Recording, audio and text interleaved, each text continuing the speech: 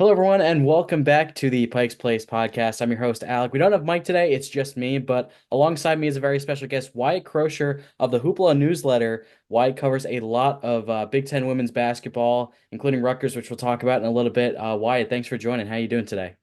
I'm great, Alec. Thank you so much for having me. I'm excited to be here. Excited to talk some hoops. We're almost there. Absolutely, just a couple of months away now, just 2 months away. It's coming quickly. But again, Wyatt is the author of the Hoopla newsletter. I'll link that in the description. Definitely check it out. You just came out with your Michigan team preview today. How many Big Ten teams have you gone through so far? So Michigan, I had ranked 11th, so that would be my seventh I've done, I think. Yeah. All right, Too so many teams. tell me about it. Definitely more on the way, so definitely subscribe to that on Substack. Ugh, it's a mouthful, but yeah, I'll link that below. Definitely go check it out. But for now, we're going to talk about some Rutgers women's basketball. First off, Rutgers did not have the best season last year. What do you think was the thing that went wrong? I guess the most in a struggling season.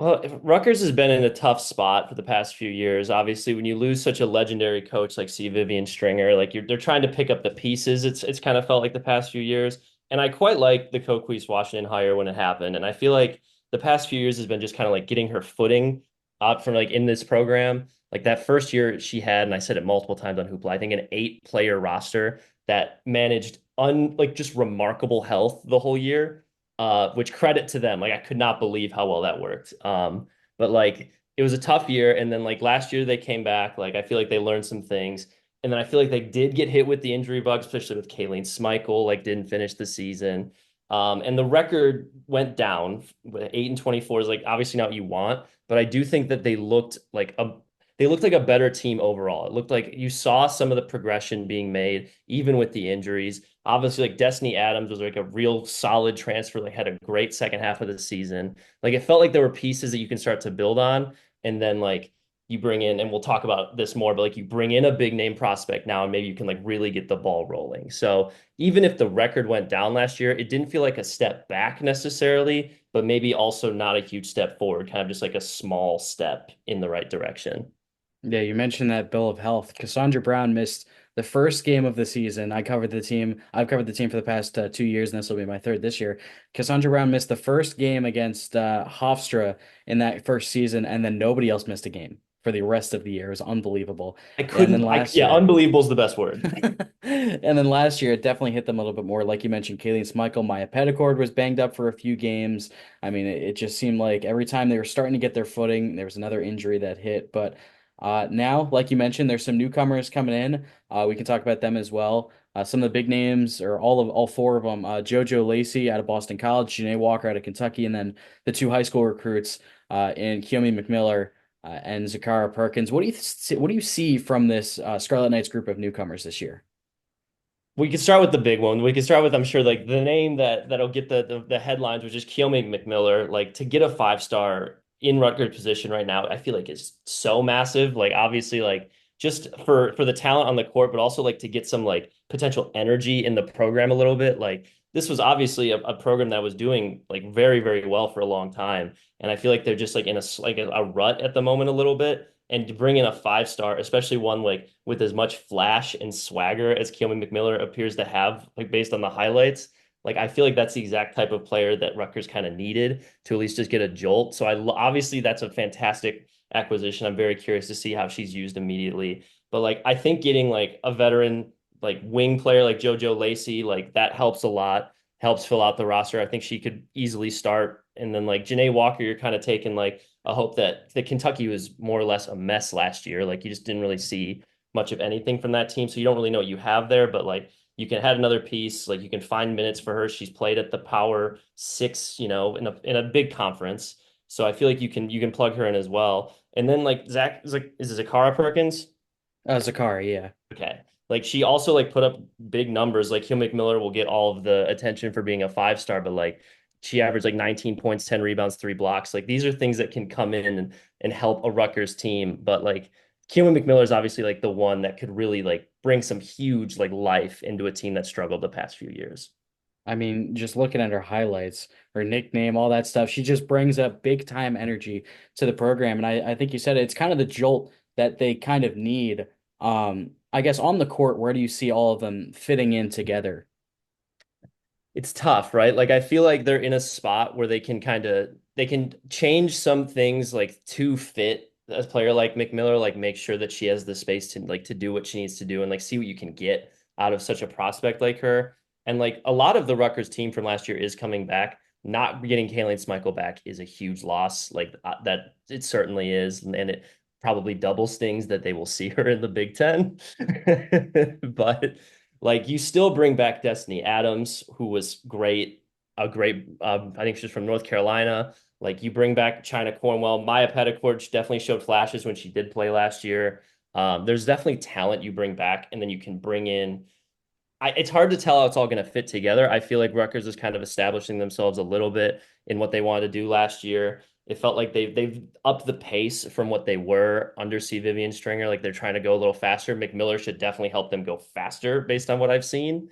So I think they're going to probably try to score more, try to up the pace to keep up with the other Big Ten teams, and hopefully we can kind of see a little more cohesion and like really like see what this Coquese Washington team can look like what she's kind of hoping for.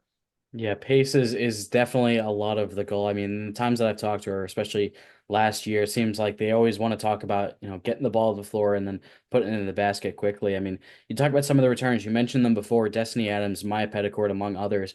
I mean, Destiny Adams, although Rutgers could not win a game in the Big Ten tournament, I mean, she had one of the greatest single game performances ever. What do you make of her going into her final season at Rutgers? Her rebounding ability is unreal. Like she's not like crazy big. She plays more of like a wing position and like she just gets to those rebounds. And I forget that stat line that you mentioned the Big Ten tournament specifically, but it was incredible to watch. Like just the pure effort. Like she almost willed them to that win. And so It I think was like having oh, you have it? Yeah, it was 31 points, 24. I remember I broadcasted that game. 31 points, 24 rebounds. Speaking of which, WRCU, former student radio station, broadcast for Plug, them. plug, But excellent. yeah, 31 points, 24 rebounds. It was unbelievable to watch in the arena. Yeah, like a player like that, and the fact that she wants to come back, like she's still like will, like she's definitely like seems to be bought in, and like her numbers exploded. I'm excited to see what another year of her looks like. It seems like Rutgers probably like one of their standout things, like they were still a good rebounding team despite not performing well. So I'm hoping they kind of like really buy into that like identity, like getting it down low. Like McMiller seems like she could be a really good driver into the paint, and she seems to be an okay shooter as well. Like you bring in like JoJo Lacey, who's a solid rebounder as well. Like I'm hoping that they kind of go that direction, like go more interior and then kind of work outside. It feels like that's what works with their roster and with Destiny Adams specifically. So I feel like that could be their identity and that it might help them win games that they weren't winning last year. Absolutely. And two more returners that are pretty big for veteran status, China Cornwell and Awa Sidibe, that both announced their return roughly around similar time. Sidibe didn't play last year, but China Cornwell and Coquese Washington's first year last year, or yeah, first year last year. Got all the timelines mixed up, but it's fine. Was one of the better rebounders in the entire Big Ten. I mean, having that veteran, like we've talked about some of the newcomers, obviously Lacey's another veteran as a senior, but the players that have been in the program, like Cornwell and Sidibe, that are have been here for many years now and played under C. Vivian Stringer. What is that like to have that anchor of the tradition of the Rutgers program? I think it's huge, and I think it's huge to show that they're buying into this is a new coach. Like I think Sidibe was she there for 1 year without Coquese Washington? I'm trying to think of the timeline as well. I know the There may have been COVID an years and interim year. everything. Yeah, they But did before she got hired. There was an interim Tim Eatman who mostly coached that year. But like C. Vivian Stringer was technically still the coach, but there was an interim for most of the year. But yeah, your yes, point still that's right. stands. That's right. It's but like to stay through it, and then like Sidibe didn't play at all last year. She played one game last year. What She like, didn't play at all. okay, there's a She had the injury announced right before their season opener. for some reason her hoop stats gives her 1 minute in one game. I don't know what that is. I All think of that was there was one game in particular that it was a game that I covered that said that she played 1 minute in a game. I forget which game it was, but I noticed that immediately, like she's out for the year. That was not correct. So yeah, sorry to her hoop stats, who I love, but the one error. They are But great. the fact that I'll she tell you. like missed all of last season, like, and is still like still wants to come back, like, is still like I think he's using like a redshirt year, perhaps. Like, that's huge. She was a great all around kind of piece the year before. Had 5 assists three assists, 5 rebounds a game. Like that's a great, let's just plug and play. And then China Cornwell, like you said, is a great offensive rebounder, solid player inside, works well with Destiny Adams. Like there's a solid core that you're keeping together. And then you just have to add in a potential like 5-star, who knows, like could be like a superstar level talent. Like that's what you want. You don't want a 5-star coming into a foundation where there's just like nothing there and they have to build it. That could like lead to issues. So hopefully like there's enough stability where you can bring in a new face and it's like it can work like well quicker. Absolutely. And just a quick shout out to her hoop stats. They are amazing. I don't blame them for that stat error, though. Yeah. I think that was an official stat keeping error. I forget which game it was, but I don't blame her hoop stats. They're awesome. Just as an aside. One of the other younger players that's coming back, the one that I feel like isn't getting talked about a lot, is Lisa Thompson. I feel like she showed a lot in her true freshman season. Was dealing with some injuries as well, but I feel like she's really showed a lot in that limited action as one of those guards that I feel like is not getting talked about as much because, I mean, like we've talked about, you have Petticord coming back and McMillan coming in. What's your take on the guard room as a whole coming into the season? The guard room, like I feel like it's just a lot. There's a lot of potential in there. Like it's easy to keep saying that, but I feel like a player like Lisa Thompson, like you saw flashes. She had 20 starts, which I feel like is huge as a true freshman. Like just getting her the reps and like her efficiency, like left something to be desired. But that's a freshman. Like that happens so significantly all the time. And then like there could be a huge sophomore bumper down the line. Maya Petticord was a similar example. Like I think she was at Texas A&M before and had kind of a down year and looked a little more comfortable and hopefully will continue to grow. Like if those two continue to develop along with McMillan coming in, like there's a lot of potential for something like exciting in that guard room. Like I liked what I saw from Jillian Horter as well, who's transferred out. Like that is another tough loss to have to Fairfield. But there's still like enough players there. Plus Awa Sidibe is like more of a guard, kind of a wing, right? Like another player to add to that. Like it seems like you're starting to build like a pretty solid like guard rotation where like there's players that could show some flash and all there's some stability. Like that's how I kind of feel with Rutgers is like piece by piece they're starting to build something like okay, yeah, I can see the vision. I see where they're headed. Absolutely. And I agree. It feels like they're starting to put the building blocks together. The first 2 years, it was tough because you're still trying to deal with, really trying to get the program back on its feet. Now that it feels like things are a little bit more upright, now you can start taking those next steps. So looking at the schedule, bringing it up right now. I mean, looking at the schedule, it's an interesting non-conference slate. I mean, you got some interesting teams. Like they go back to Virginia Tech to return that home and home. They play Princeton, but then they also play a lot of let's say not the strongest opponents. Um, but I feel like some of these matchups are going to be interesting to look at just to see how they try to mesh together. And I feel like that's what a lot of these teams use in the non-conference slate. It's also interesting that battle on the banks between with Marquette, Georgia Southern. I believe according to the release, Washington was hosting that as well. And there's a Maryland Eastern Shore was the other team involved in it. So it's really interesting to look at how some of these things come together. But what's your take on the non-conference schedule for Rutgers with the conference schedule probably coming soon?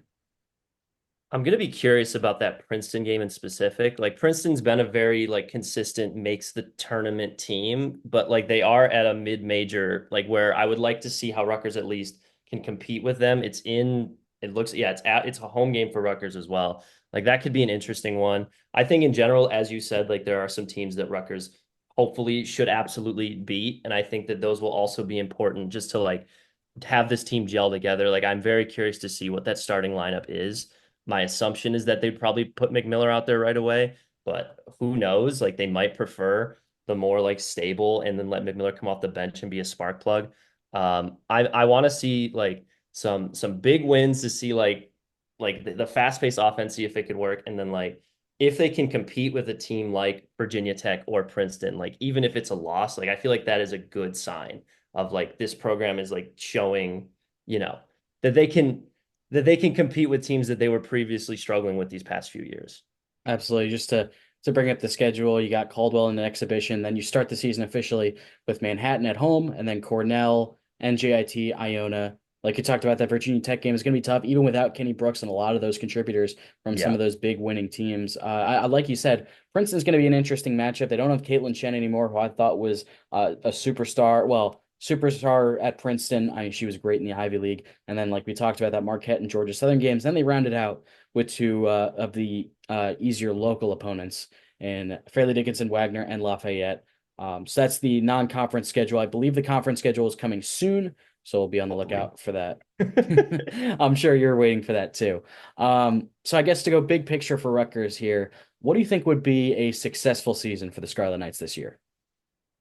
I think a past like a record, I would say like continuing like another step forward and this time like seeing the wins follow through. Like I think you can take one season of like maybe the wins not showing up, but like you feel like the team looks a little better, like there's some more cohesiveness and like maybe blame some injury luck, but like I think they need to at least get back over the 12 win hurdle that they did in 22-23, especially considering that like the Big Ten is crazy right now. The 18 teams, like, and adding two of them that are like USC and UCLA. It's not like you're just adding whoever's like those are so, and Oregon and Washington are solid teams. Like, I think that they're definitely going to compete well, but it's going to be a tough conference schedule. So, like, seeing Rutgers like battle within the conference well, like try to get like I think they went 2-16 last year in the Big Ten. Like if you can get that up to 4 or 5, and then like I would say if they can get above 12, like I would consider that at least a modest win. Like I think you can aspire to go to like 500. I think is like not out of the question if McMiller is like stellar right away and everything clicks. But I think a realistic hope would be to like break Coquese Washington's like wins record for the team so far. Yeah, I agree with that. I think seeing progress is going to be huge. And with the opponents having been announced a little while ago, here's the Rutgers opponents. So home only Illinois, Michigan State, Nebraska, Northwestern, Ohio State, Purdue, UCLA, USC. Away only Indiana, Iowa, Maryland, Michigan, Minnesota, Wisconsin, Washington, Oregon. And then, as is on the men's side, there's one opponent that they play both home and away, and that will be Penn State. So It's a good once home and again, away to yeah, get. pretty, and not too far here from New Jersey either. So that is the Rutgers opponents. Speaking of which, you talked about how crazy the Big Ten is. Let's talk about the conference as a whole. I mean, they're losing a lot, but at the same time, they're gaining a lot too with some of these new teams and new players coming in. What's your take, I guess, big picture on the conference this year? I would, so I just obviously you said that I did Michigan today and they're 11th. And then I like looked at that roster and I was like, how are they 11th? Like where, like it just feels like, like there's so much talent, so spread out in this conference, only done in worse by bringing in two pretty solid teams and then two of the best teams in the country. Like I think USC and UCLA are going to be top 5 in like every poll to start the year. I don't know if there are any out yet, but like they're two excellent teams that should use USC specifically should be even better this year. So you bring in players like Juju Watkins, Kiki Iriafen, like this crazy stacked lineup. UCLA is more of like the well-rounded, just very solid team. And then I think like you're still going to have the same typical very good teams. Like Ohio State lost a couple players, but like also brings in a 5-star in Jelani Cambridge, like should still be very good. Indiana grabbed Shea Chesky from Penn State. Like I think they'll be solid. Maryland grabbed everybody. They got like 7 new players that are all really good. One of which is Kayleen Smeichel, obviously. I think, and Iowa's still going to be good. Like they lost Caitlin Clark. They're not going to be as good, but Lucy Olson is a great add, and they're going to be like the same style of team. So it's going to be the same powerhouses, maybe a little less than we've seen. And then you just add 2 absolute haymakers at the top. So it's going to be crazy. I'm so excited though. Me too, me too. And it's also going to be interesting with Iowa. No more Lisa Bluter either. Jan Jensen Yeah. takes over, but still a lot of continuity. I mean, she's been on that staff for forever. So, like you said, I don't think we'll see too much of a different Iowa team. I mean, they once again, like you said, they brought in Lucy Olson. They still have a lot of the pieces from these last couple of years. I mean, you still got Hannah Stolke, so it's still a lot to like for Iowa. If you had to guess, I think I can guess where this one's probably going, but who's your preseason, if you don't want to spoil it too much, who's your preseason Big Ten player of the year? I feel I would love to be exciting and unique. And like maybe Kiki Iriafen coming to USC would make it like more of a spread out thing, but to not pick Juju Watkins would feel wrong because of how insane she was as a freshman. As a freshman, So like I feel like I have to pick Juju Watkins. I'm so excited that I'll have Juju Watkins on the screen, probably way too late, but whatever. She is so fun to watch. Like it's a different type of star than Caitlin Clark was. I think she's more like ball dominance, not right, because Caitlin Clark's also that, but like she's more willing to go in the mid range. She mixes it up a little more and she's not like more deep bombs. Like she is just a delight to watch, and I think she's just going to keep getting better. And there are so many good players in this conference, but I feel like it would have to be Juju Watkins. I'm picking one.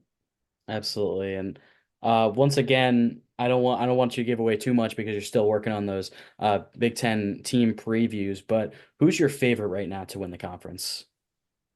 I'll say what I've said in the past, and is if I change it by the time I write it, it's because I change it like every couple days, perhaps. But I do think I would also go USC at the top. I think they've just stacked up too much talent to like, and I think they're well coached. I think Lindsey Gottlieb is a good coach as well. But like Juju Watkins, Kiki Arioffen, Talia Van Olhoffen, and they brought in like 7 freshmen, many of which are 5 stars. Like there's a chance like it doesn't mix together all right away, and maybe they'll lose games early. That could cost them the conference like regular season. But I don't know. There's so much talent. I feel like it's gonna be them. Like I think UCLA has a chance. I think like the teams I mentioned earlier, Maryland, Ohio State, like I think have great rosters, but USC is just so talented and so deep that I would go them. I mean, yeah, it's hard to bet against them for all those reasons that you said. Their non-conference slate, I mean, taking a look at it, they play Ohio State. So, I mean, that is now a conference game. Or Is wait, that no, to I'm looking at start the last. year? I'm looking at last year's schedule. Never mind. Oh, okay, okay. I don't know if they have released it yet.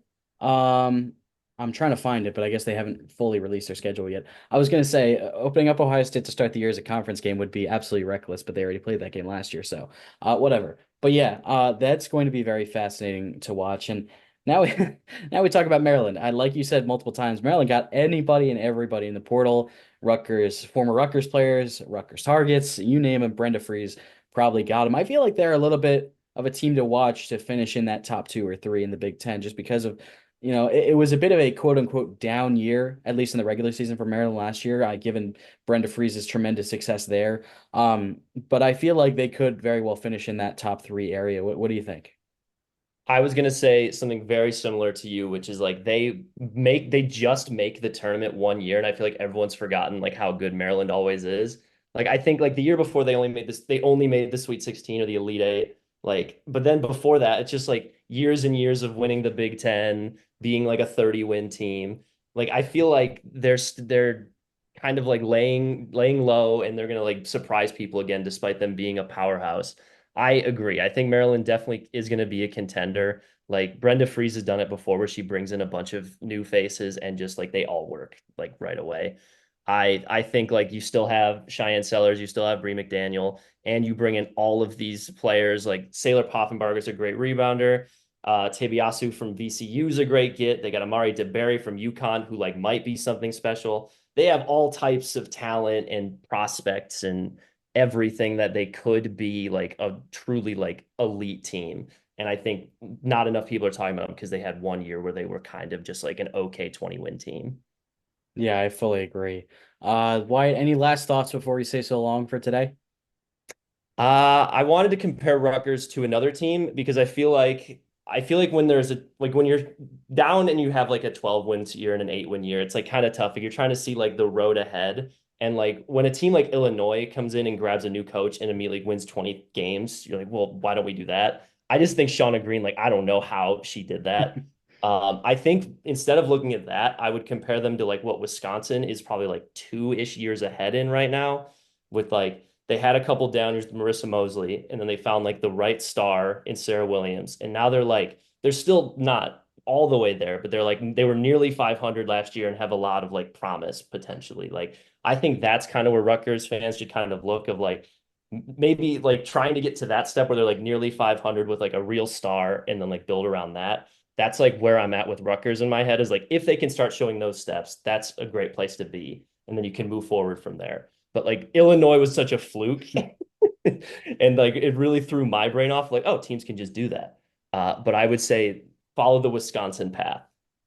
Yeah, I agree with that. And also, not to look too far ahead, but there are more postseason opportunities now that the Yeah. WVIT is heading into its second year. So, I mean, all but two Rutgers Northwestern Big Ten teams made the postseason. And with, some of the newcomers coming in, that number could also increase. So, not to get too far ahead, but I mean, there are opportunities for the postseason. No, absolutely. And Wisconsin, I think, went last year. So They did, yeah. So, I don't have any other thoughts. Wyatt, anything else? if you want to catch the rest of my previews, you can go to Hoopla, my lovely free Substack subscription that I also can't say apparently. But besides that, thank you so much for having me, Alex. I love talking hoops. Of course, of course. And I'll definitely link everything that Wyatt has below. So definitely check it out. Wyatt, thanks so much for joining. And I hope everyone enjoyed some Rutgers women's basketball and Big Ten women's basketball. And for Alec and Mike will be back next episode. This has been another episode of the Pikes Place Hoops podcast. Thank you all for tuning in.